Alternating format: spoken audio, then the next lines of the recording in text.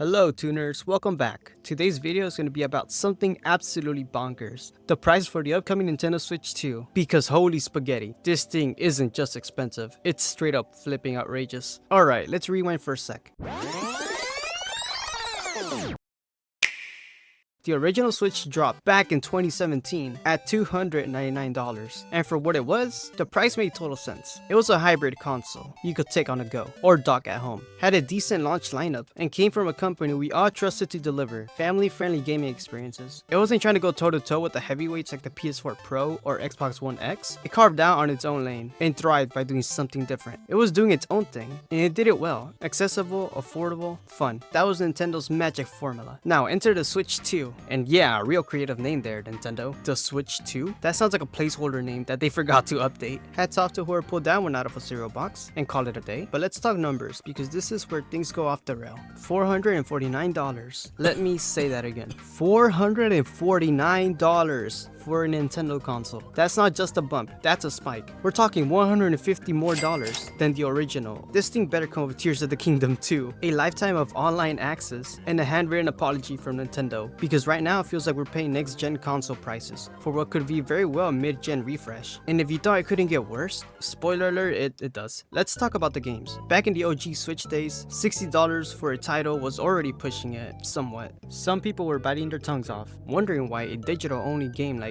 1-2 Switch was nearly the same price as Mario Odyssey. But now, with the Switch 2, we're seeing $70 to $80 per game, depending on the title. That's not just inflation, that's exploitation. Like Nintendo completely forgot what made the Switch special. It was supposed to be a system for everyone. Now it feels like they're flipping us a bird with one hand, and with the other grabbing a sack of gold coins, like Wario on a payday. But oh wait, we're not done yet. Let's talk about the Joy-Cons, or specifically the new C button. Yeah, it's physically there. You can see it, you can touch it, but can you use it? The answer to that is nope. Not unless you got a membership plan. That's really the only way to use it. Let that sink in for a sec. They put a feature on the controller itself, but said, nah, you gotta subscribe to use that. And if you accidentally press it mid-game, you get a pop-up that basically says, want to unlock this feature? Buy a membership. What are we doing, Nintendo? If this doesn't scream greedy, then I don't know what does. Even if you're the most diehard Nintendo fan, I don't think there's remotely a way to defend us. Imagine this 15 years ago booting up your GameCube and seeing, press start. This button is locked behind a membership. I would have thought this console was broken or someone was messing with me. But fast forward to 2025, and now that's just the way things are. And it gets even more dinkier. You know that little tutorial game that most consoles come with? The cute little mini demo that shows off your new system's features? Most companies give you that for free. It's a welcome aboard gift. Something light and easy to break in your new hardware. Well, guess what? Nintendo wants to charge $10 for that. Yeah, a membership to play the glorified tour guide of your console. It's like getting on a plane and being told the safety video costs extra. Want to know how to use your new Switch? That would be $10.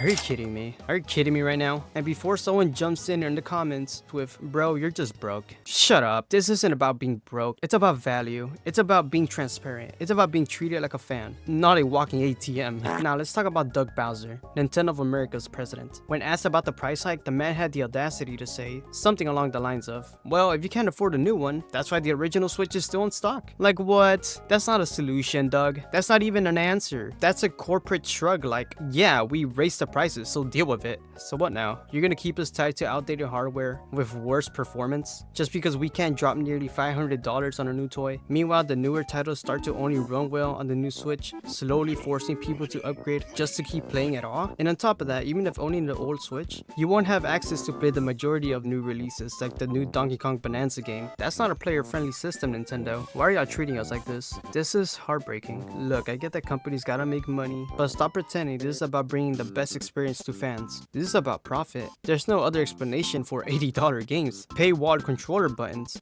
and $10 tutorial memberships. My body isn't Reggie anymore, Nintendo. It's exhausted. It's broke. It's done with this nonsense. But yeah, that wraps up today's video. In conclusion, Nintendo doesn't care if you go broke. They care if they go broke. And they are squeezing every bit of nostalgia out of fans, like us who grew up with their legacy, hoping we'll just keep taking it. The worst part is, if Nintendo pulls this off and the Switch 2 sells well, you can bet Sony, Microsoft, and everyone else will jump on the bandwagon. Next thing you know, we'll be paying for more subscriptions and paying probably even higher prices for games, and paying subscriptions just to pause our games.